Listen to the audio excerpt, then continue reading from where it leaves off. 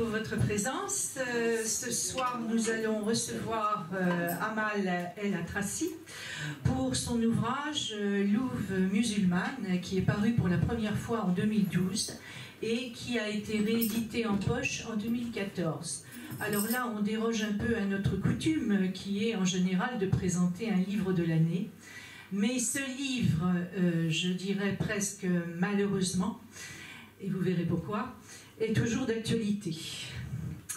Alors, de quoi s'agit-il? C'est un récit de vie. C'est le récit des maltraitances, des violences, des humiliations, des séquestrations subies par l'auteur pendant son enfance et son adolescence. Maltraitance, violence subies par elle et ses sœurs par le simple fait d'être nées filles. Dans une famille donc franco-marocaine, pauvre, analphabète, sous l'emprise, tu le dis toi-même, d'une culture archaïque, celle de l'islam des illettrés, que tu opposes à l'islam des lettrés. Bon, nous reviendrons tout à l'heure sur ces notions. Alors, le père est donc ouvrier dans une usine de fabrication d'électroménagers à Rosières, près de Bourges, et c'est là que naîtront les enfants El Atrassi, 4 filles, 2 garçons. Alors, j'ajouterai que cet ouvrage a été distribué au Maroc, au Canada, en Suisse, en Belgique, et paradoxalement assez peu diffusé en France. Et là, nous verrons aussi pourquoi tout à l'heure. Je dirais, moi, à la lecture de cet ouvrage qui m'a vraiment totalement passionnée du début jusqu'à la fin, que c'est un récit exceptionnel par son intensité dramatique, son intensité douloureuse, et exceptionnel aussi par la révolte qu'il suscite, mais aussi par l'espoir d'une résurrection possible face à l'obscurantisme. Alors Amal, bon, comme d'habitude, hein, une petite série de questions. D'abord, oui. Bonsoir. Merci d'être là. Donc le titre, hein. D'abord ce titre, Louve musulmane, alors, qui est un titre un peu, disons, accrocheur. Je voudrais que tu nous le commentes, ce titre. Donc j'ai décidé d'appeler mon livre Louve musulmane, je ne suis pas théologue. C'est bon? J'ai voulu faire un petit parallèle, une référence à la louve romaine, le côté nourricier, le côté chef de meute, rôle qui me correspond assez dans ma famille. Donc ça n'a rien à voir avec c'est un paradoxe entre les deux ne vont pas ensemble. Louve et musulmane, a priori, ne vont pas ensemble. Donc j'ai voulu accrocher le futur lecteur. D'accord. C'est toi qui l'as trouvé, ce titre Au départ, je voulais appeler mon livre Mes vies. Mais ça avait été pris par Rocancourt. D'accord. Donc un soir, après une séance de lecture avec ma co-auteure, je rentre à la maison, j'habite à Tours, j'ai 4 enfants. Mon fils Nassim est au collège. Il a un DM le lendemain, donc je regarde un petit peu, s'il connaît un petit peu son devoir, il n'est pas très assidu. Et là, je vois qu'ils abordent le thème de la louve romaine. Je l'avais également étudié à l'école de la République.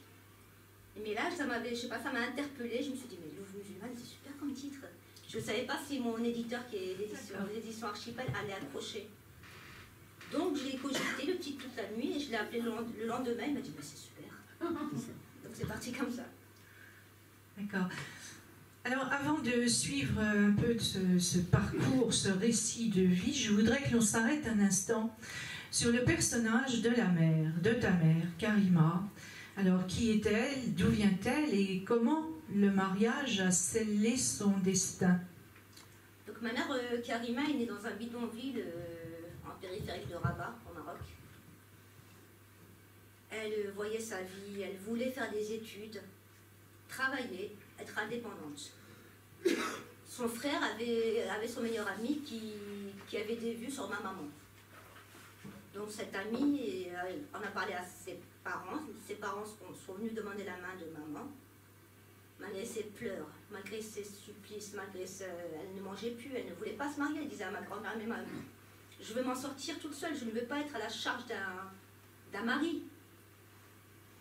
Ma grand-mère lui a répondu que si elle ne l'écoutait pas, elle serait déshonorée. Donc ma mère s'est mariée à contre-cœur. Donc le jour de ses noces, elle ne connaissait pas mon père, elle ne l'avait pas fréquenté. Il l'a traîné dans une pièce, il l'a violée, parce que pour moi ça s'appelle un viol. Quand une personne n'est pas consentante, on appelle ça un viol. Et derrière, c'était lors du mariage, donc les gens sont là, et c'était un Maroc, voilà, c'était le Maroc d'avant.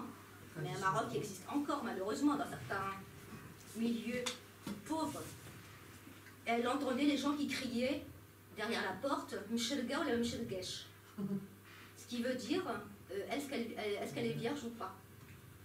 Donc voilà la première nuit d'amour, entre guillemets, de ma maman. Tout à fait. Alors tu dis, il acheta Karima pour une 20aine d'euros. Tout à fait. La dot est obligatoire en islam. Mais le mariage forcé n'est pas obligatoire. Et là, c'était vraiment un mariage imposé et forcé.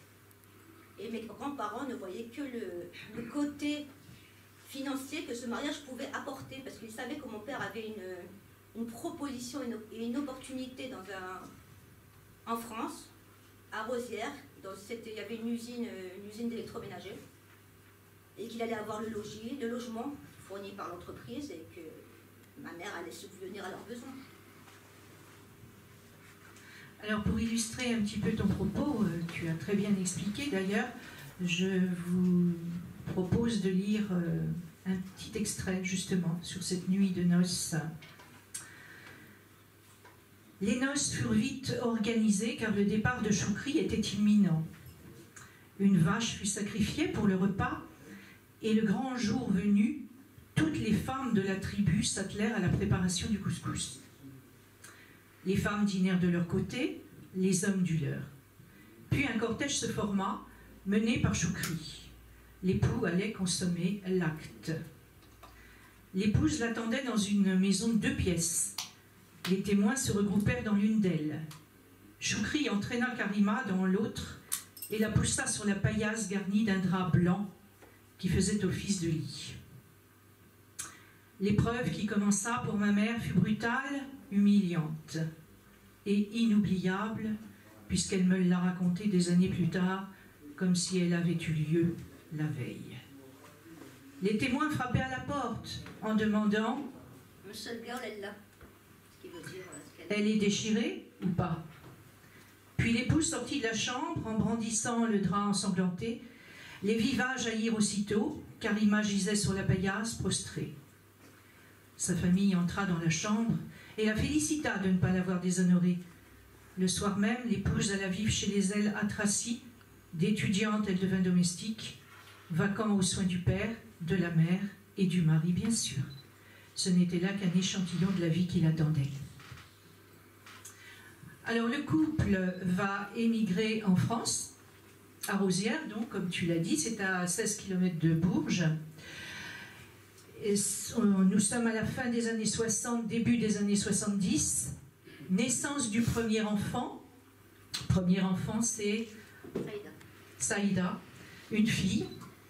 Puis du second, une autre fille, Akima. Et toi, enfin. Voilà. Alors, dis-nous un peu comment sont vécues ces naissances chez les El Atraci. C'est un déshonneur, c'est vraiment un déshonneur. Pour mon père, ma mère n'a pas su lui donner le dauphin qu'il méritait. Il méritait vraiment un dauphin, elle n'a pas su, donc il l'a insulté. Elle lui promit que le deuxième enfant allait être un garçon, comme si c'était la maman qui décidait. Nous savons tous que scientifiquement, c'est pas la mère qui décide. Elle lui promit donc un deuxième, le deuxième, malheureusement, une fille, Akima. Il lui dit, mais tu sais me chier que des filles. Tu ne peux pas me donner un mâle, un dauphin, un héritier, un messie. J'arrive dans tout excusez-moi le terme, dans tout ce merdier, troisième de la fratrie. Et je vois que mes sœurs, elles sont maltraitées. Mon père ne les écoute pas, ne leur parle pas. Elles font tout pour essayer d'avoir de l'affection. Mais mon père ne fait guère attention à elle, ni à moi d'ailleurs. Ma mère tombe enceinte pour la 4e fois. Et là, enfin, le dauphin tant attendu, un garçon. Et ils sont empressés d'aller appeler le Maroc pour leur dire, bah là, enfin, j'ai eu un garçon. Donc, la joie, on n'a pas eu le droit à la fête. Mon frère a eu le droit à la fête au Maroc et en France. Et là, nous, on se rend compte que, déjà, on grandit avec l'idée d'avoir été chiés. Donc, on ne sait pas, nous, on ne peut pas, c'est pas dur dans ces conditions, on ne peut pas s'aimer. On ne peut pas aimer les autres. Et on pense que c'est normal, donc on n'en parle pas autour de nous, on n'en parle pas à l'école. Mais on sent défavorisé, des moins que rien, des inutilités. C'est vraiment comme ça qu'en tout cas moi je l'ai ressenti. À partir de là, quand j'ai eu à peu près 10 ans, je me suis dit, bah tiens, vu que mon papa n'aime que les garçons, je vais devenir un garçon manqué, je vais devenir masculine. Je vais adopter le comportement des garçons. Donc j'avais pas de ça encore à l'époque, donc je me coupe les cheveux courts, je m'habille comme un garçon, je grimpe aux arbres comme un garçon, je me bats, mais réellement comme un garçon. Mais ça ne change rien, mon père ne me regarde pas. Et la famille Latracy vit on vivait dans une très belle maison. De l'extérieur, on pensait que c'était une famille idéale. Ça n'était pas le cas du tout. Alors, du reste, au bled, on va dire, Karima a fait une fille à Choukri, espérons qu'Allah la lui enlèvera. En marocain, ils criaient les gens, la famille de mon père, ils criaient en marocain Karima Ouldet Bent Laïtaïgarali. Karima, c'est le nom de ma maman. Et puis ils criaient ça au niveau des portes de la famille maternelle, la famille de ma maman. Et c'est comme ça qu'ils avaient appris que ma mère avait fait des garçons, des filles. Donc ils criaient Karima a fait des filles, espérons que Dieu le lui enlève. Alors si c'est une fille aussi, dis-tu, écris-tu, c'est que la mère a été plus forte dans la tradition, dans la mentalité, c'est que la mère a été plus forte. Donc Karima n'avait pas su s'effacer devant la force de son mari, elle l'avait humilié. Donc le père va s'alcooliser de plus en plus et la violence sur Karima et les enfants va devenir quotidienne. Donc terreur, coups, on cachait les couteaux, hein, dis-tu. Et vous allez fuguer. Donc les 3 filles, ou les 3 filles, hein, vous allez fuguer. Une copine de ma sœur et mon frère. C'est ça. Tu peux nous expliquer un peu comment ça s'est passé, cette fugue? On vit dans ce milieu où il y a beaucoup de violence. Où mon père nous insulte à longueur de journée, mais des termes assez crus, des termes qu'on ne connaissait même pas. Ma mère commence à parler de mariage. Une de mes sœurs a ses règles, elle est obligée de cacher ses bouts de tissu parce qu'on n'a pas de serviette hygiénique. Parce qu'elle se dit, mais le jour où on va savoir que j'ai mes règles, je vais être bonne à marier. Parce que c'est ce qu'elle entendait au niveau de ma famille maternelle au Maroc, paternelle. On habitait un bidonville au Maroc, donc les mentalités étaient très arriérées. Attention, il faut surtout que je ne veux pas faire de stigmatiser une population marocaine. Tout le Maroc n'est pas comme ça. C'est vraiment les coins reculés du Maroc où les gens n'ont pas accès à la culture, les gens sont formatés, conditionnés à penser que la femme est inférieure à l'homme, où le patriarcat domine. Mais ce n'est pas, je ne veux surtout pas, et j'y tiens, qu'on stigmate une population. Donc nous vivons dans ce milieu, côté nous allons à l'école, on donne l'impression que tout va bien. Nous entendons entre nous, il y a un noyau qui se forme, on est fusionnel. Et puis on a besoin d'un échappatoire, parce qu'on ne peut pas vivre comme ça, c'est pas possible. Donc 2 de mes sœurs, Saïda et Akima, regardent un reportage, comme ça par hasard à la télé, elles voient Madonna. Premier clip de Madonna, dans les années 80-90. Et là, le journaliste parle un petit peu de son parcours, il parle qu'elle a galéré, qu'elle n'avait pas d'argent, qu'elle est venue danser à Paris, qu'elle n'a jamais lâché, et qu'elle a pu arriver où elle était aujourd'hui. Elle a pu être Madonna, grâce à son acharnement. Nous étions naïfs, nous étions très jeunes. Donc mes sœurs, ils disent, mais attends, mais Madonna a réussi, pourquoi pas nous? Sauf que Madonna avait un talent, et que mes sœurs n'avaient aucun talent. Et qu'il y en a une qui dansait, une pseudo-danse, et une qui chantait, mais elles avaient tellement besoin d'y croire que c'était un échappatoire. Elles avaient dit à maman, bah, écoute, le jour où on va s'en sortir, parce qu'on va s'en sortir, nous allons t'envoyer une limousine qui viendra te chercher et nous ne laisserons papa tout seul. Dans notre esprit, il fallait fuguer. Donc mes sœurs échafaudent un plan. Elles veulent absolument aller sur Paris. Elles pensent qu'en arrivant à Paris, il y a la Tour Eiffel, l'Arc de Triomphe, et des néons au loin où il y a écrit producteur. Et qu'il suffit d'arriver, de sonner à une porte, et puis il y en a une qui danse, l'autre qui chante, et le gars il dit c'est bon, je vous signe. Mais vraiment, mes sœurs étaient très naïves. On en parle, ma grande sœur en parle à sa meilleure amie, Magali. Magali dit écoutez, moi je vous suis, c'est un très bon, super belle idée. Mon frère à côté, il écoute, et puis on se dit mais moi aussi, moi je suis sans savoir où elles vont, mais je suis parce que je me dis si je reste derrière, mon père va là, je vais en prendre plein la gueule, excusez-moi le terme. Et autant qu'elle m'emmène avec elle, donc elle m'emmène avec elle, je suis sans savoir où on va. On embarque mon frère et Magali, la meilleure amie de mon frère. On part, pas beaucoup d'argent. De Rosières à Paris, c'est assez loin. On ne pense pas aux pédophiles, on ne pense pas au kidnapping, on ne pense pas à la... Pour nous, non, il allait rien nous arriver, on arrive à Paris, on sonne et notre avenir est tracé. Donc on part le matin, on devait aller en cours, donc on laisse nos affaires, et puis on commence à faire de l'autostop. À l'époque, il n'y avait pas d'appel, il n'y avait pas de téléphone portable. Donc le collège ne pouvait pas appeler nos parents pour leur dire écoutez, elles ne sont pas là. Donc on avait la journée entière pour être libre avant que mon père ne s'aperçoive qu'on a fugué. Le jour du départ, on serre Moustapha dans nos bras, on dit au revoir à Souel, ma mère ne se rend pas trop compte de ce qui se passe, on embarque on est naïve, un sac à dos, et dans le sac à dos, on emporte des pommes de terre. C'est là qu'on voit que le plan... Et Magali dit mais comment vous allez, t'inquiète, on va trouver de l'eau. Voilà, on a déjà embarqué des pommes de terre. Donc on part, plusieurs kilomètres, on sent ce vent de liberté, on y croit réellement. On arrive à 3h du matin, porte de Vanves. Et là, ça commence. On s'engueule.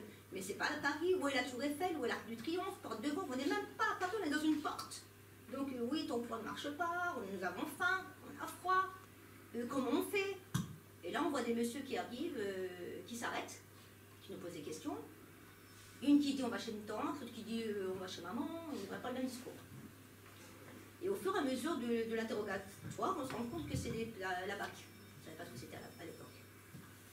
Donc là, ils voient que c'est pas cohérent du tout, donc ils appellent un fourgon, le fourgon nous prend, nous amène à la brigade des mineurs avant.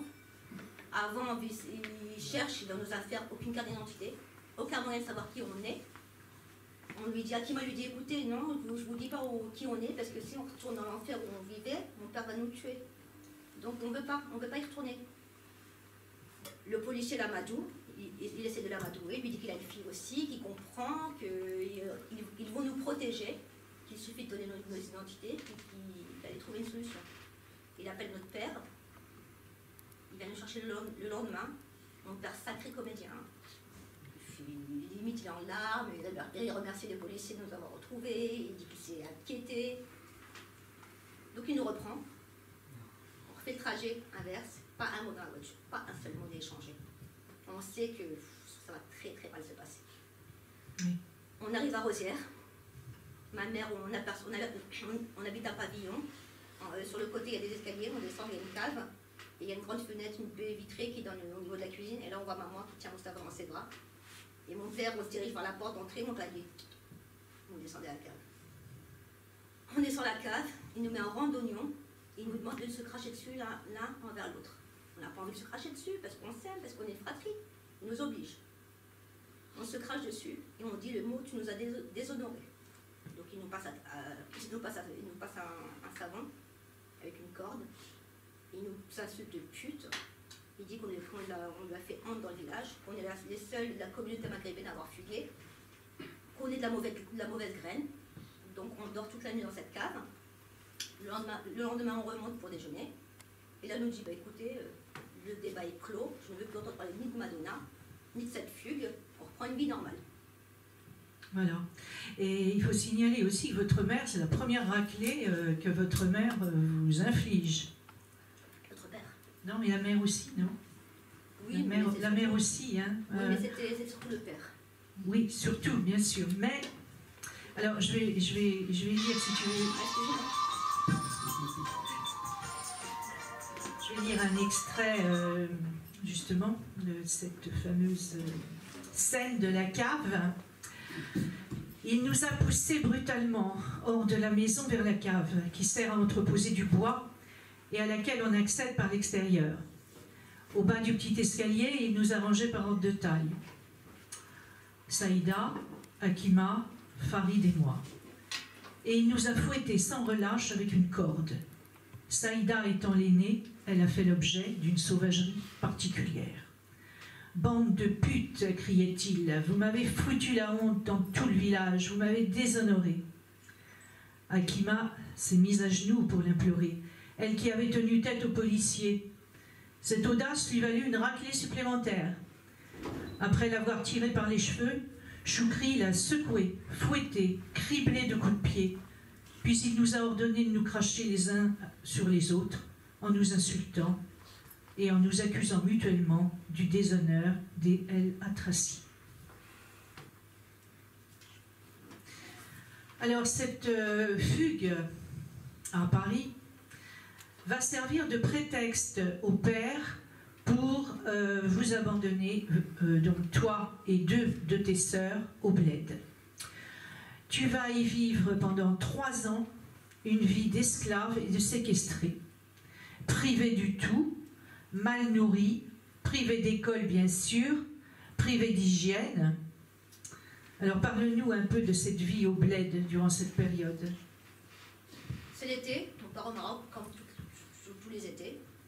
On ne parle plus de la fugue, on ne parle plus de Madonna, on ne chante plus, on n'a plus d'échappatoire. Nous arrivons au Maroc, l'été se passe comme d'habitude, la plage, la famille, les invitations chez la famille, les cousines qui posent des questions. Arrive fin août, mon père sort. Il faut savoir que mon père avait laissé les clés à un membre de sa famille, à un de ses amis, pour relever le courrier. Et cette personne appelait pour dire, écoute, il y a tel courrier, s'il y a des choses importantes, il appelait la famille pour lui dire. Donc mon père nous regroupe dans le salon, au Maroc. Il nous dit, écoutez, suite à votre escapade à Paris, les autorités françaises vous recherchent. Ils veulent vous placer dans un foyer. Le fait d'être placé dans un foyer, c'était pas bien problématique pour nous. Il nous dit, ils veulent vous placer dans un foyer séparément. Donc il nous dit, écoutez, je ne peux pas, ce n'est pas possible. Donc je vais prendre le meilleur des avocats, je vais me battre s'il le faut, vous êtes ma chère, mes enfants, vous êtes des Al-Atrassi. Je rentre avec votre maman, Mustapha, Souhel, et j'essaie de trouver une solution. Donc vous allez rester chez votre grand-mère maternelle en maximum 3 mois, et je reviens vous chercher. Donc moi je me dis, mais oui, on va louper le club de Dorothée, Goldorak, et puis je rentre en 5e, et il me dit, tu es bonne élève, ne t'inquiète pas, tu pourras rattraper tes cours. Prenez ça comme des vacances prolongées. Ma mère prend vite des affaires, déballe la valise, nous donne quelques affaires, ils repartent. 3 mois passent, 6 mois, 1 an. Ils reviennent pour les grandes vacances. Mon père nous dit que notre dossier est complexe. Que limite, il faut prendre le meilleur, hein, il faut prendre un avocat plus coriace. Il est désolé. Il est limite en larmes. Il nous laisse là, et ils repartent. 2 ans, 3 ans. Au bout de 3 ans, on se rend compte de la supercherie, parce qu'on entend ma famille maternelle dire, écoute, c'est un poids, ces enfants. Personne, il faut les marier, il faut trouver une solution, il faut les dégager, parce que là, c'est des plaies, quoi. Il faut qu'elles partent. Puis on les entend dire, elle cherche limite un époux pour nous. Ma grand-mère dit à mon oncle, j'ai entendu parler d'un monsieur qui a 70 ans, qui a une bonne situation en France, qui va revenir, on va peut-être pouvoir lui donner une des filles. Puis il y a hors de question qu'on se marie. On n'a pas envie de se marier, puis c'est pas le moment, et puis on veut le choisir, et puis on ne veut pas vivre ce que ma mère avait déjà vécu. Et puis ils disent une phrase à la fin, une phrase qui ne nous blesse pas sur le coup, qui nous plaît. Ma grand-mère dit en marocain, de toute façon, mais c'est tellement compliqué, des mariages sont tellement moches que personne ne veut d'elle. Puis nous, sur le coup, on est content d'être moches, parce qu'on dit, vu personne ne va nous demander notre main. Un soir, à la télé, il y a Michael Jackson qui est en concert, machin, tout se passe bien, on est à table, on mange les restes, hein, carence affective, carence alimentaire, on ne se lave pas, on a des poux, on ne dort pas, on est chez la famille Thénardier au Maroc, mais réellement. On nous parle de virginité, on nous parle de règles, on a nos règles, mais il faut le cacher. Il faut trouver des tissus, au niveau hygiène intime, c'est une catastrophe. Mais nous vivons avec mes cousines qui sont mieux traitées que nous, et on s'en rend compte, on le voit, malgré que c'est mes parents qui envoient de l'argent. Elles se lavent avec du shampoing, nous on se lave avec du Tide, du Tide. C'est de la lessive. Voilà, c'est de la lessive. On n'a pas le droit de parler en français entre nous. Donc on essaie de faire des codes, des machins, on ne parle pas de lait. Il y avait des livres qui traînaient dans le salon, je ne savais même pas ce que c'était à l'époque, c'est des arlequins. Je les lisais en boucle. Pour passer le temps était tellement long. Donc sur la télé commence à 18h, donc ça commence par Coran, ou Internet Mélic. Après il y a le programme télé. Donc là on parle de Michael Jackson. Et ma sœur a la bêtise de dire, la naïveté, puis tout bêtement quelque chose de normal. Nous regarde, nous dit mais qu'est-ce qu'il est beau. Elle se prend un coup de poing, elle perd une dent. Et là on se dit mais c'est pas possible, on est en train de monter crescendo là dans la violence, on n'est plus considéré. On veut nous marier, on nous fait du mal. Et si on nous marie, mais forcément ça va mal finir parce qu'on va se suicider, on ne veut pas être marié. Ça va finir de façon dramatique. Donc on prend la décision de fuguer. Mais au Maroc. C'est pas la même chose. Donc on va venir à la fugue. Pour donner un peu une idée de l'ambiance qui règne dans ce village de Douardoum. C'est pas un village, c'est un quartier de Rabat. C'est un bidonville, Douardoum. C'est ça, un bidonville, oui, voilà. Donc un petit extrait. Pendant les quelques moments de liberté dont nous disposons en fin d'après-midi et en début de soirée, nous pouvons, de la terrasse, observer la rue et le quartier. Spectacle instructif. Douardoum est un quartier agité et même dangereux. Des querelles éclatent souvent, des couteaux sont tirés, le sang coule, des gens s'interposent pour séparer les combattants. On ne voit presque jamais de la police. Des querelles entre hommes, évidemment, puisque après 20 heures, une femme n'a rien à faire dehors. Nous en avons vu quelques-unes courir éperdument, poursuivies par des hommes, puis se faire rattraper et tirer par les cheveux en direction de l'Oued. Leur sort est évident, elles se feront violer, mais personne n'intervient. Les premières fois, nous poussions de hauts cris. Que fait la police? Pourquoi personne ne va à leur secours? Elle n'a que ce qu'elle mérite, c'est une pute, de toute manière. Qu'est-ce qu'elle faisait dehors à cette heure-ci? Répondait Miloudia, c'est la grand-mère Miloudia, en sirotant placidement son thé. Pute, charmouta, est le mot le plus courant dans ces parages. Les garçons l'emploient depuis l'âge de 5 ans.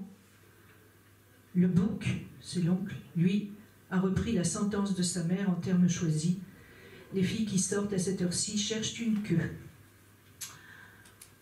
Donc, comme tu disais, là, c'est la fuite et la rue dans un quartier huppé de Rabat.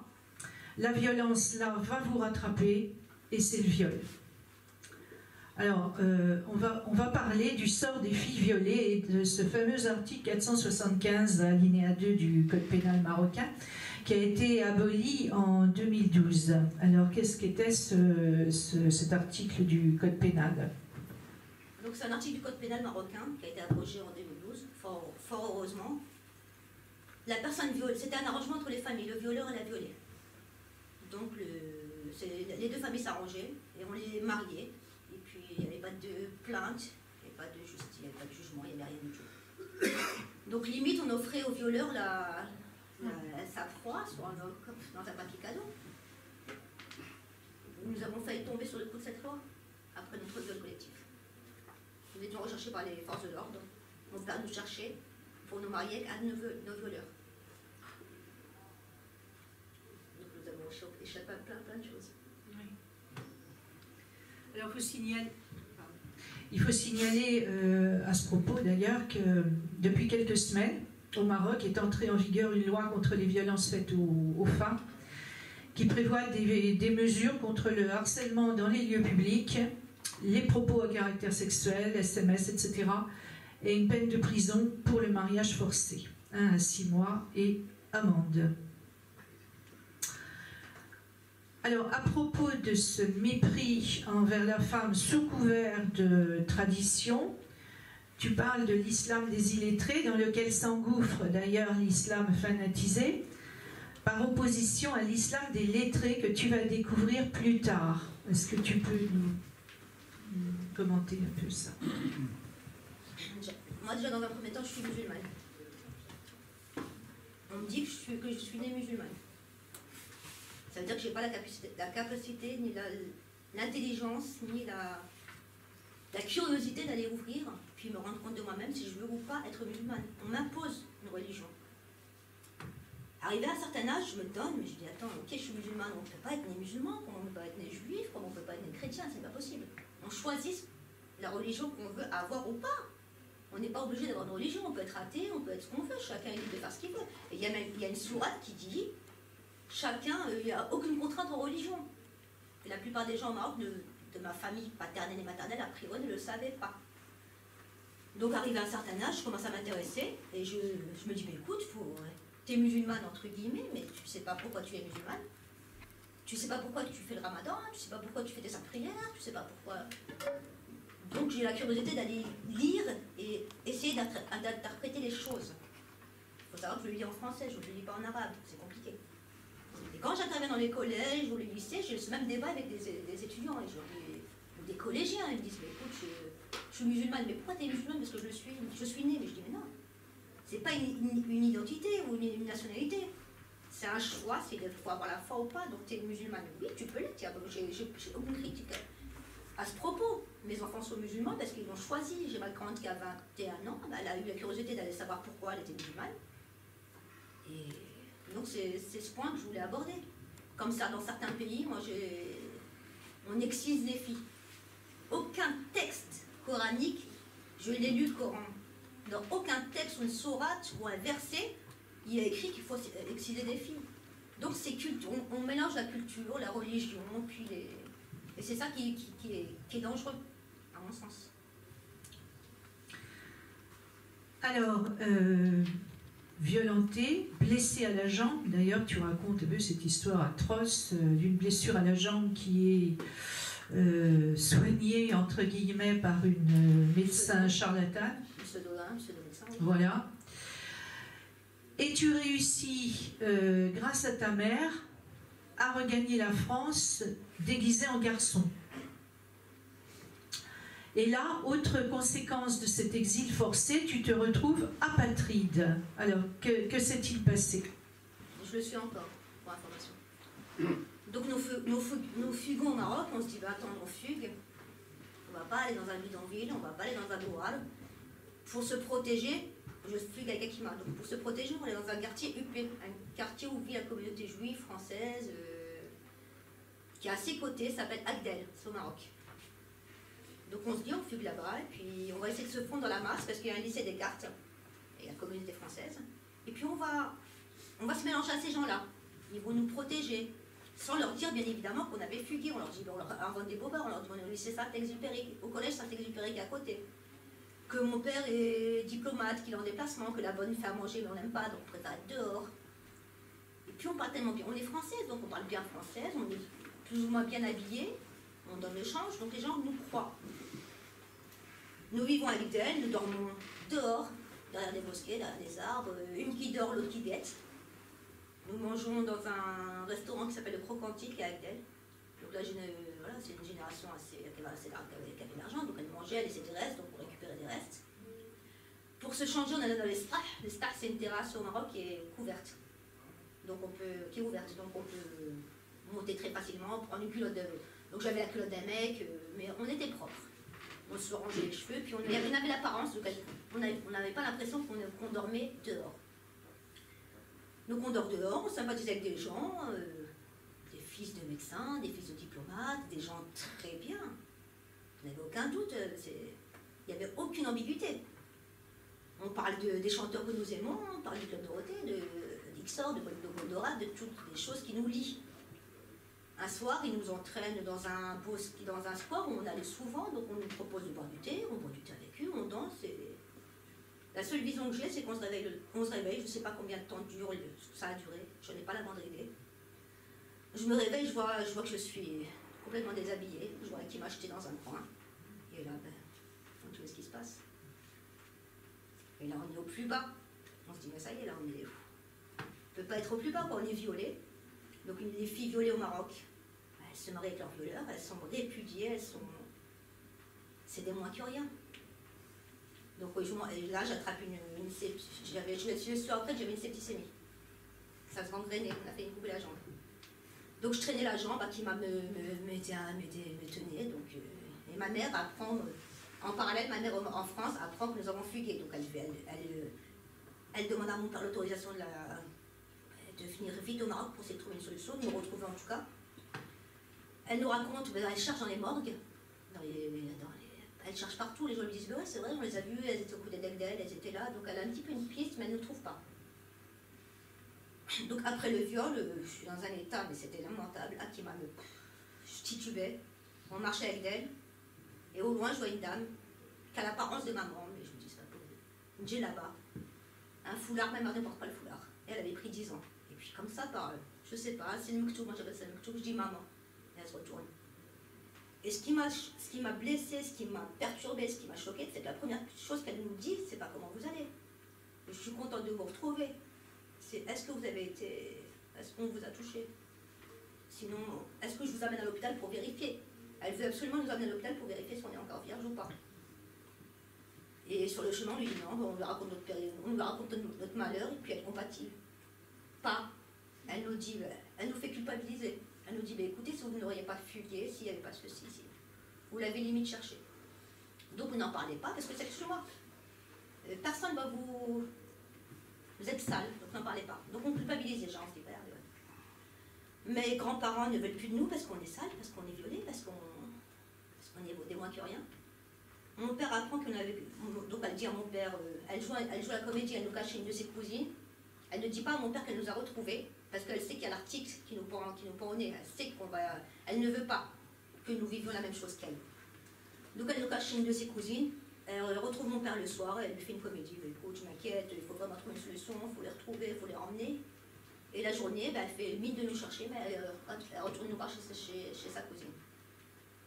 Moi, je suis dans un lit, je suis allongée, j'ai très très mal à la jambe. La cousine de ma mère lui dit, écoute, il faut trouver une solution, il ne faut pas la laisser comme ça, il faut appeler un médecin, parce qu'elle pue, elles sont mauvaises, c'est bizarre. Donc on lui parle d'un médecin, super bien, une nana, tailleur, brochine, sa petite mallette, elle arrive. Elle me met sur une table. Moi, toujours, voilà, j'ai toujours ce côté que je suis française, donc je pense qu'on va m'anesthésier, que ça va se passer comme à la française. Donc je lui dis, mais je vais être anesthésiée. Elle me dit, t'inquiète pas, mon petit, tout va bien se passer. Donc elle me met sur la table. J'avais une djellaba, donc elle monte la djellaba, au niveau de ma jambe, en haut de ma jambe. Elle me met un liquide, j'apprends après que c'est le sérum physiologique. Donc elle a peut-être voulu faire les effets placebo, je ne sais pas ce qu'elle voulait faire cette fois. Elle me met ce sérum physiologique, elle prend un bistouri sale dans une boîte, je ne sais même pas ce que c'est. Elle me met un coup de scalpel, je bouge, la lame dévie, on voit la cicatrice, ça fait comme ça, c'est horrible. Et là, elle met son doigt, sans gants, sans rien, dans le trou. Hein. Et ma mère lui dit, mais vous faites quoi? Elle dit, mais j'essaie d'attraper les globules rouges. Et là, je tombe en syncope. On m'emmène à la douche, on me lave. Et elle me donne des compresses, elle m'en met une, elle me donne d'autres compresses, elle me dit, il faudra les gérer. Elle me donne un produit, elle me dit, il faut le mettre dedans, mais il faut gérer parce que t'en as pas beaucoup. Elle s'en va. Mon état se dégrade, donc j'ai la fièvre, je sens très mauvais. Et là, la cousine de ma mère, elle lui dit, écoute, il y a ta fille qui est en train de mourir là, c'est plus possible, il faut trouver une solution. Et je les entends parler. Et elle lui dit, mais écoute, t'es venu, dans ton passeport, il y a Mustapha, Souel et Farid. Farid n'est pas venu avec vous. Donc écoute, elle va usurper l'identité de son frère, ils ont 1 an de différence, mais il faut la sauver, il faut vite la ramener. Et moi je ne comprends pas, je dis, mais attends, je suis française, et ça veut dire qu'il faut que je rentre chez moi, mais en cassant une porte, ou en passant par la fenêtre, c'est pas possible. Ma mère me dit, non, mais écoute, pour le moment, on s'occupe de ça, on va briefer tout le monde, donc on appelle Mustapha, on appelle Souel, et ma mère dit à Souel, à Mustapha, comment s'appelle appelle-la. Mustapha dit Amal, Souel dit, non, à partir de maintenant, vous l'appelez Farid. Si on vous pose des questions, elle s'appelle Farid. Donc on me coupe les cheveux très courts, on me plaque les seins. On m'amène jusqu'à la gare routière, je prends un bus. Le bus, il va jusqu'à Tanger. De Tanger, je prends le ferry. Je traverse l'Espagne, j'arrive en France. Quand j'arrive en France, on m'amène directement à l'hôpital où je suis née d'ailleurs, l'hôtel du Bourges. Là, c'est un cas d'école, je vois des médecins s'agiter de partout, on ne comprend pas, on voit la pluie, on se dit mais qu'est-ce qui se passe, d'où elle sort. J'entends les médecins qui disent mais il y a des compresses qui puent à l'intérieur, quoi. Elle s'est en train de puer, donc on me soigne, on m'hospitalise pendant 10 jours, et à la sortie on dit à ma mère écoutez, à quelques jours près, sa jambe se gangrénait, on lui aurait coupé la jambe. Ah oui. Et tu as quel âge à ce moment-là? 16 ans. Ouais. Donc, et je disais tout à l'heure, tu vas te retrouver apatride. Alors, que s'est-il passé par rapport à cet état de fait? A priori, il faudrait faire, faut faire une demande de manifestation française entre 16 et 18 ans. Chose que je ne savais pas, chose que je ne pouvais pas faire, j'étais exilée, séquestrée. Donc je n'ai pas fait cette démarche, je suis rentrée en usurpant l'identité de mon frère. J'ai été scolarisée, donc la priorité était de me scolariser, donc on m'a scolarisée au lycée, dans un collège, Littré, au collège Littré à Bourges. Ma mère était dans un foyer, mais mes parents étaient en médiation, étaient en train de divorcer, donc mon père a été déchu de l'autorité parentale. Et à ce moment-là, ma mère commence à faire des démarches pour me régulariser.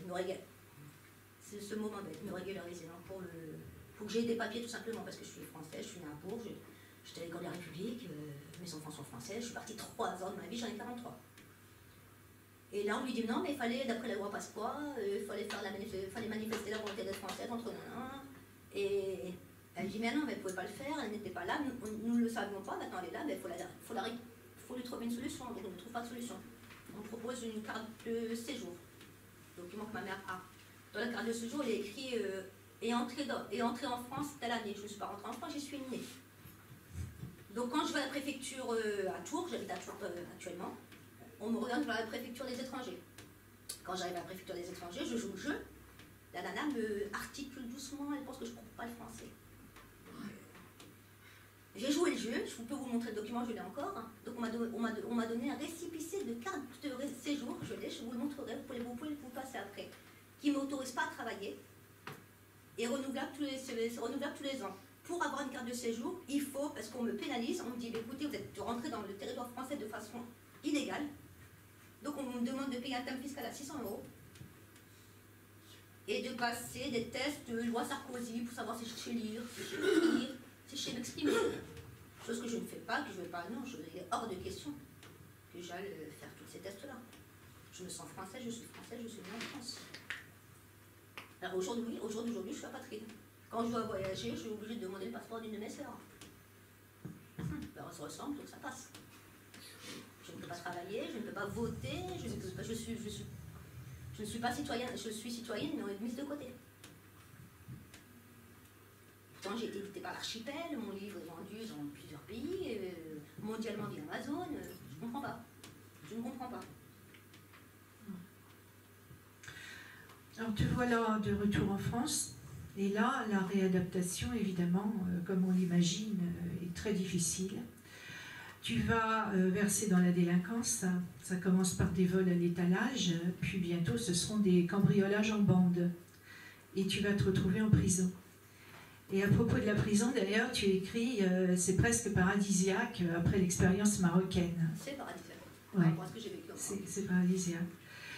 Alors, cette conséquence fatale de la délinquance, parce que tu analyses beaucoup aussi dans ton ouvrage, c'est un récit, mais aussi avec un certain recul. À chaque fois, tu réfléchis, tu analyses, tu tentes d'expliquer tout cela. Et alors, la délinquance, justement, comment est-ce que tu la lies à cette expérience tragique de vie? J'ai aucune estime de moi déjà. Dans un premier temps, j'ai aucune estime de moi. Je ne m'aime pas. Je culpabilise. Je ne peux pas parler de ce qui m'est arrivé au Maroc. Je ne peux pas voir un psychologue, donc c'est des choses que je garde en moi. Mes sœurs sont encore au Maroc. Elles n'ont aucune issue, elles n'ont pas de papier, elles ne peuvent pas revenir, elles me manquent. Je vis dans un foyer avec ma mère, Moustapha Souel, et ma mère n'a pas d'argent. Le peu d'argent qu'elle a, elle l'envoie au Maroc. Et moi, je me sens, je sais pas, je suis en manque. Depuis 3 ans, je n'ai rien. J'ai vraiment rien. Et je me dis, mais pourquoi je ne prendrais pas... Voilà, je veux être comme tout le monde, avoir un dernier jean Levi's à la mode. J'ai 16 ans, donc Donc je rentre à printemps, c'était au Brun à l'époque, à gauche, je rentre, je prends mon jean, je me fais attraper, je me fais sermonner par le vigile, mais ça me... Je traverse la route, je rentre dans un autre magasin, je commets le même larcin. Et je ramène des cadeaux à ma mère parce que j'ai l'impression que je lui suis redevable. Et je lui fais des cadeaux. Donc les cadeaux, elle les accepte. Elle me fait la morale au départ, mais elle voit que j'ai un tempérament, puis voilà, je ne veux pas m'arrêter parce que j'ai l'impression qu'on me doit quelque chose.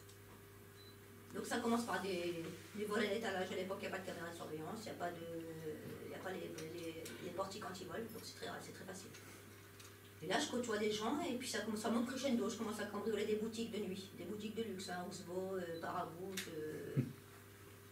Et puis on vend. Il y a des resellers qui nous achètent ça, et puis l'argent, on le donne à ma mère. Et puis ma mère vit un peu plus confortablement, et puis elle peut faire subvenir aux besoins de mes soeurs qui restent au Maroc.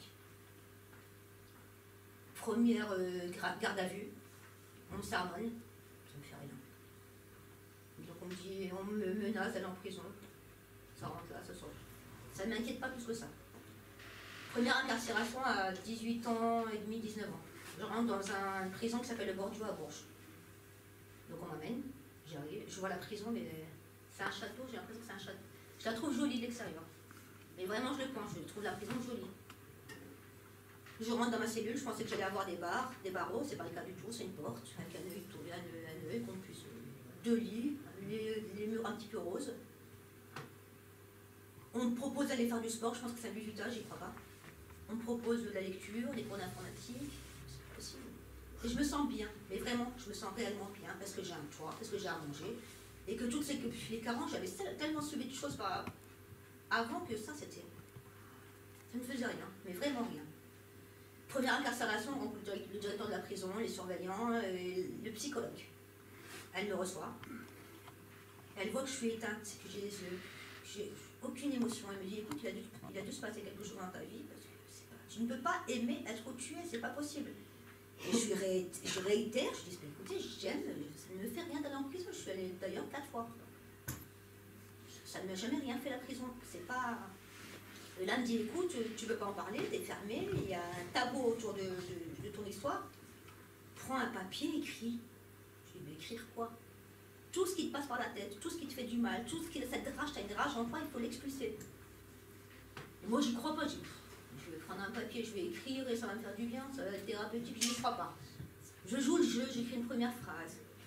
Je commence à y trouver du plaisir. Un premier chapitre, puis je continue. Et je vois que ça me fait du bien de mettre des mots sur mes mots. Et c'est de là que l'envie est venue d'ailleurs d'écrire mon livre. Je l'ai materné pendant des années, mais l'envie est vraiment venue de là. Et tu arrêtes les cambriolages, tout ça, à ta sortie de prison? Ou tu Non, récidives? Non, ça ne me faisait rien. C'était pas grave d'être en prison. Oui. Ça va peut-être faire du mal à ceux qui ne connaissent pas l'enfermement, quand j'avais eu de carence, quand j'avais pas à manger, je mangeais dans les poubelles au Maroc quand j'étais à la rue. Donc, je dormais dehors, j'avais froid, j'avais peur, on courait. Il y avait des loups qui nous couraient après. On était dans une jungle, il y avait des loups qui nous couraient après pour nous attraper, nous violer. C'était un truc. Et donc je me sentais protégée en prison. Donc, oui. La première fois, quand j'ai décidé d'arrêter, c'est lors de quand je suis tombée enceinte de ma première fille, Inès. Oui. Alors aujourd'hui tu vis en couple, tu as 4 enfants, oui. 2 garçons, 2 filles, Tout à fait. et puis ce livre. Alors, et la question qu'on se pose tous effectivement, c'est comment est-ce que ce livre a été reçu dans ta famille? Mais je l'ai mis en 4e de couverture, donc j'allais me mettre une... Ça va être compliqué. C'est compliqué. J'ai mon père qui, bizarrement, qui m'a appelé, quand le livre est sorti, il m'appelle parce que le livre est distribué par le groupe Hachette, donc au Maroc également. Les gens lui disent, écoute, il y a une lettre qui a écrit un livre, est-ce que c'est pas un membre de ta famille? Mon père, j'ai modifié son nom, son prénom dans le livre. Il ne s'appelle pas Choukri.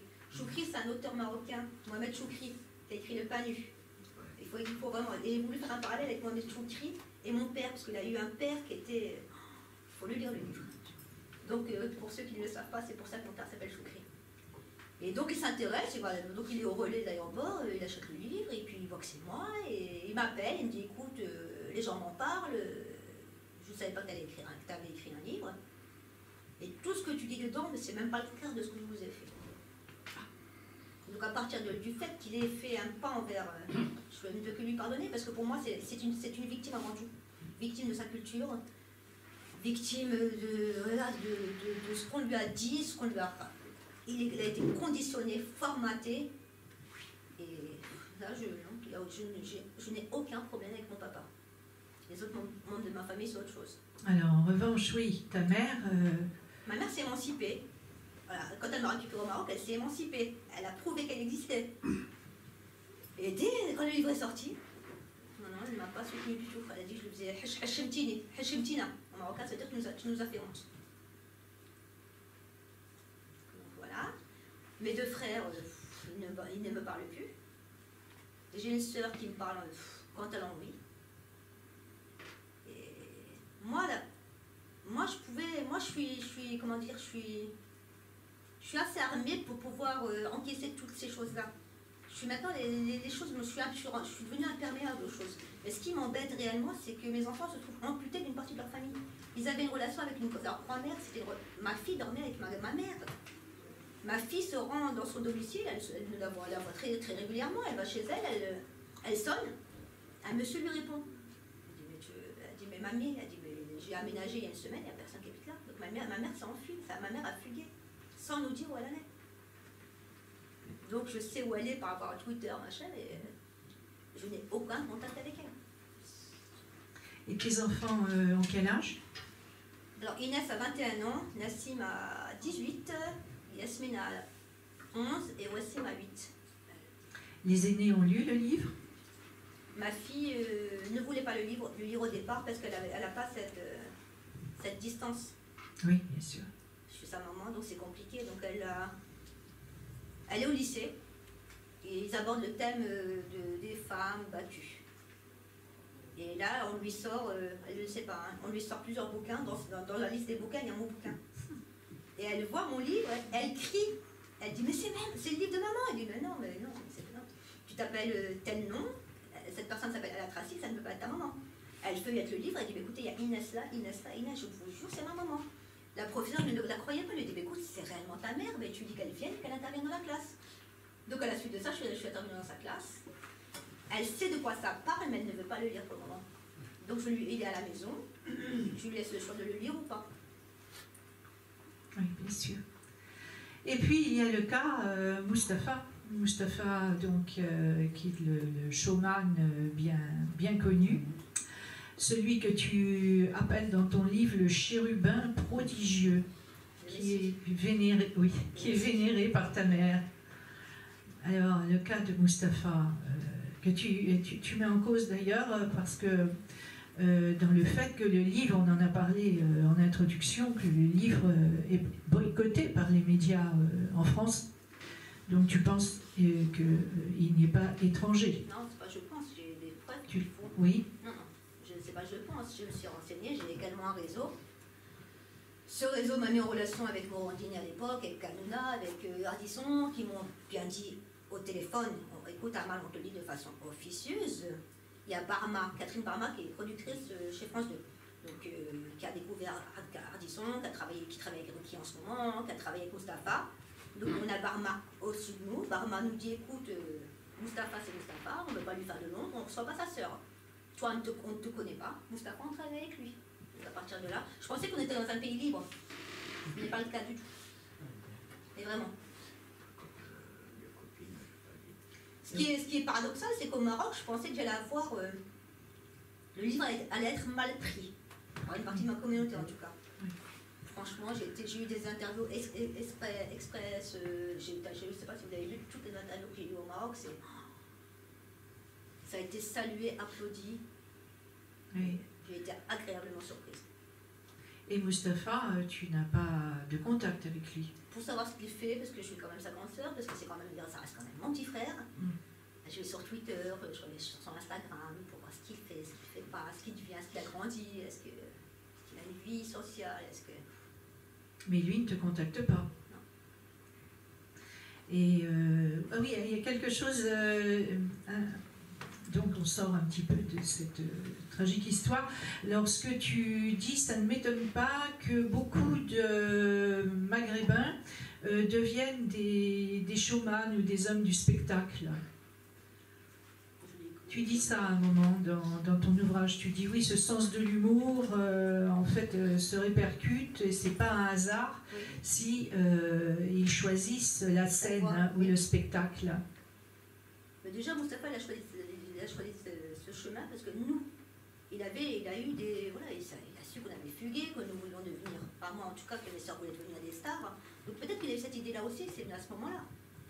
Et Moustapha, dès le départ, c'est vrai que quoi qu'il fasse, voilà, c'est son côté privé, mais il a un côté public et il a beaucoup, énormément de talent. Donc il fallait qu'il mette ce talent. On a tout fait pour en tout cas l'encourager. On a tout fait pour qu'il n'ait pas de comportement patriarcal. Il a vécu dans une famille matriarcale. On l'a mis, voilà, c'est vrai qu'on l'a mis sur un piédestal, voilà, on était chouchouté, mais il y a toujours une parité qui a été respectée. Donc je ne sais pas pourquoi il a eu ce comportement après. Et en fait, tu expliques aussi que ce sont les femmes qui répercutent aussi ce culte du mal. Tout à fait. Mal à accent circonflexe. Tout à fait. Voilà. Tout à fait. La délivrance viendra de la femme et de la maman. Parce que les mères mettent leur fils sur un piédestal, c'est juste incroyable. Il n'y a pas de parité, je le vois encore, même maintenant. La dernière fois, je rencontre un couple des Européens, pas des Maghrébins, pas des... Et donc la femme est enceinte et je pose la question innocemment. Je dis, ben, c'est un garçon ou une fille? Et le monsieur me regarde et me dit, oh, j'espère que c'est un garçon. Oui, tu vois. Mais je n'ai rien su répondre. Je dis, mais... Moi, j'avais souhaité, j'avais prié, je voulais casser cette tendance, je voulais que mon premier enfant soit une fille. Parce que je voulais inverser ce cycle. Et j'inculque à mes enfants la parité, le respect, la tolérance. Et c'est pour le moment, j'y arrive. Merci Amal. Merci à vous. Merci.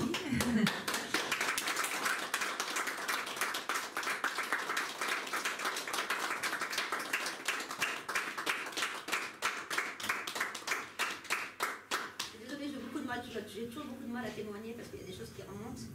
Mais justement, c'est ce qui fait ta force aussi. Hein. Alors, oui, des questions, sans doute. Des questions, des réflexions, des impressions. Je voyais tous très attentifs et émus. Ouais. Tout va bien dans ma vie, je suis heureuse, épanouie. Je ne suis pas à plaindre, je ne suis pas une victime, surtout pas, je ne veux pas qu'on me voie comme une victime. Je témoigne pour que les choses, pour essayer d'évoluer, que les choses évoluent, les mentalités changent, et qu'on ne stigmatise pas des populations, c'est vraiment le seul but. C'est vraiment, je voulais laisser quelque chose derrière moi, comme un testament. Ben Mohamed. Oui, merci beaucoup pour ce témoignage, c'est vraiment émouvant. Merci à vous. Mais il y a une petite question, je ne comprends pas pourquoi vous faites la différence entre l'islam des ignorants et l'islam des lettrés. Parce que, de toute façon, toutes les religions, pas seulement l'islam, sont contre la femme. Que ce soit celle des ignorants ou celle des lettrés. Voilà, et celle des lettrés qui n'est pas, les lettrés qui ne sont pas contre la femme, c'est parce qu'ils ont eu une autre culture d'ailleurs, qui leur a permis de voir clair. Mais ceux qui ont eu que la culture islamique ou judaïque ou chrétienne, c'est le même problème. Okay. Tout d'abord, je le dis et je le répète, je ne suis pas théologue. Je suis novice, j'apprends des choses comme vous. Ce que je sais, ce que j'ai lu, ce que j'ai appris, c'est qu'avant avant que l'islam arrive, quand une fille naissait, on la prenait, on la mettait dans un trou, on l'enterrait. Je vais vous raconter une histoire. C'est ce que, J'étais à Alger. Oui. Je prends un taxi. Il y a longtemps? Non, il y a peut-être 2 ou 3 ans de ça. Je vous écoute. Donc avec le mouvement islamiste et tout ça. Bon, le gars, il me voit avec la barbe. Tout de suite, il a commencé, Dieu a dit, Mahomet a dit, la femme c'est ceci, la femme c'est cela. Ce qui fait que pour lui, tous les problèmes d'Algérie viennent de la femme. Bon, à un moment, je me suis dit, bon, il faut que ça s'arrête. Et dans ces cas, moi, j'utilise toujours l'humour pour désamorcer le tout. Alors, je lui pose la question, j'ai dit, s'il te plaît, le président de ce pays, c'est un homme ou une femme? Il me dit, c'est Bouteflika, comment, tu ne le sais pas? J'ai dit, ces ministres, c'est des hommes ou des femmes? Il me dit, bien sûr, c'est des hommes. J'ai dit, les généraux qui dirigent le pays, c'est des hommes ou des femmes? Il me dit, tu te fous de ma gueule, bien sûr, c'est des hommes. J'ai dit, mais alors, où est la responsabilité de la femme dans ce qui se passe en Algérie? C'est le problème des hommes. Toute cette saloperie. Bon, alors le bonhomme, je le désoriente. Il se tait un moment, on roule en silence, et puis il revient à la charge. Et il me sort cet argument. Oui, tu sais, c'est vrai, dans le Coran, Dieu a donné des droits à la femme, l'islam a donné des droits à la femme, etc. Et il me dit, mais tu sais, je dis quoi? Tu sais qu'avant l'islam, les Arabes, ils enterraient les filles vivantes. Mais c'est un fait, ça. Alors j'ai dit, s'il te plaît, alors avant l'islam, chez les Arabes, puisqu'ils tuaient les filles vivantes, c'était des hommes qui enfantaient? Ah, ben, oui. Donc on ne raconte pas ces histoires-là. Donc c'est pas vrai. Vous n'y croyez pas? Ah, moi je ne crois pas du tout. Quand on parle de femmes au pouvoir, mais cette parité-là n'est pas c'est mondial, c'est pas que dans les pays maghrébins.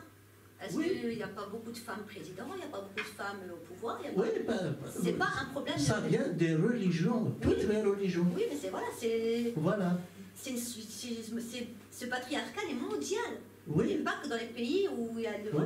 C'est partout pareil. Oui, mais c'est depuis l'avènement des religions. Par exemple, la société berbère, avant l'arrivée de l'islam, était matriarcale. Et d'ailleurs, ça reste encore maintenant chez les Touaregs. Ce sont les hommes qui se voient quand ils voient une femme. Eh bien oui. Super.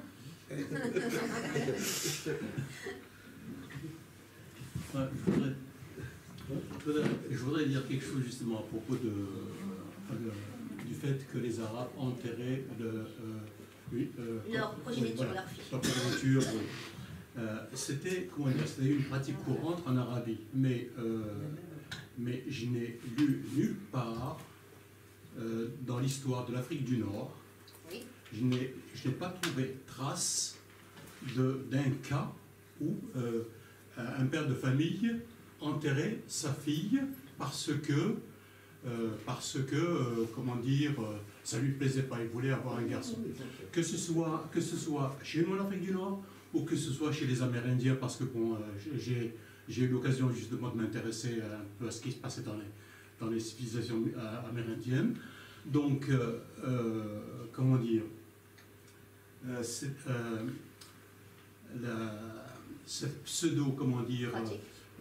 pseudo-progrès que les Arabes, ils avaient, comment dire, libéré la femme, c'est-à-dire l'islam a libéré la femme, c'était de la pure...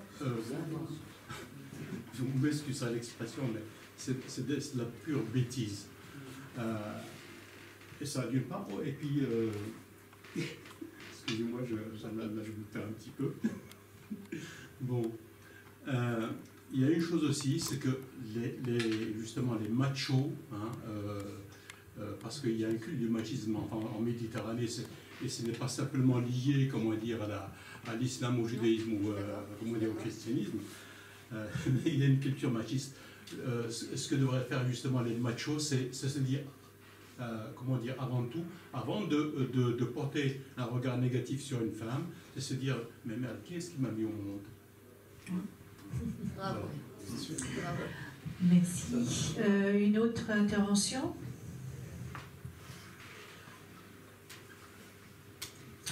Bon, eh bien écoutez, je vous remercie pour l'intérêt que vous avez porté à ce livre. Vous le trouverez au premier. Amal vous signera les ouvrages. Je vous signale que vous avez le programme, bien sûr, pour les mois qui viennent, le programme culturel de l'ACB. Les prochains guillemets auront lieu en mi-novembre, cette fois-ci, exceptionnellement, le mercredi 15 novembre, et nous recevrons un auteur kurde syrien, Fawaz Hussein. Je vous remercie.